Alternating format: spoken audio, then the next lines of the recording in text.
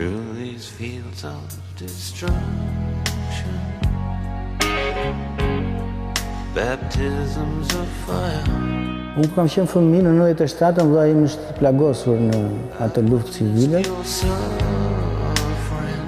Do qëllonte një person tjetër dhe plumizori vllain.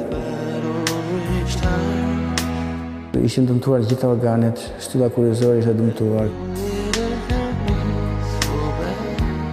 Ai kishte vinde gjithë natën dhe bërtiste, nuk flinte gjumë. Dhe bënte qetësuese. Neve flinim në një dhomë, ishim bashkë në një dhomë.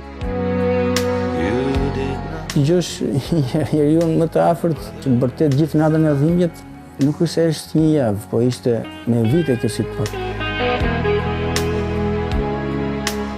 Mamaja ishte në vuajtje, babai gjithmonë, motra, ishte një dramë për familjen tonë.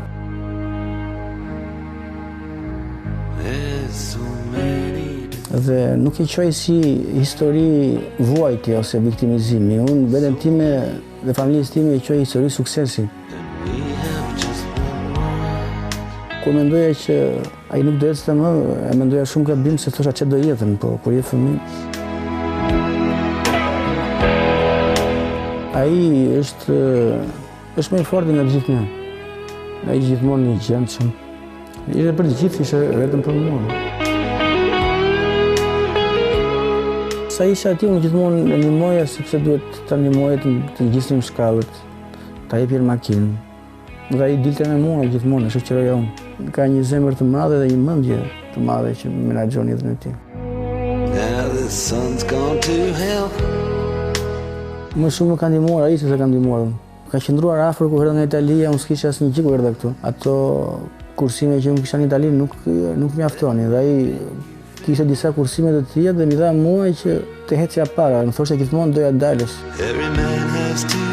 Sa kisha në një gjë flisja me të dhe më jepte kurajo. Në shumë situata ai ka qenë aty dhe është diçka e bukur.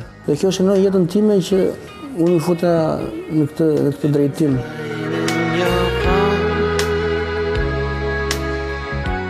Babai nuk donte që unë studioja këtë dhe donte që të shkoja në Tiranë, po unë e ndryshova dhe thash do shkoj në Itali dhe mendonin gjithë se unë do veja të gjeja një punë, por jo, unë shkova, fokusova dhe thash kjo është rruga ime.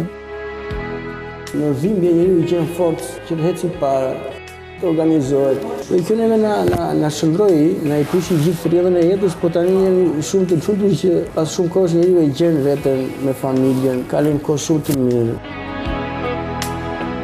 Suksesi është familja, nuk është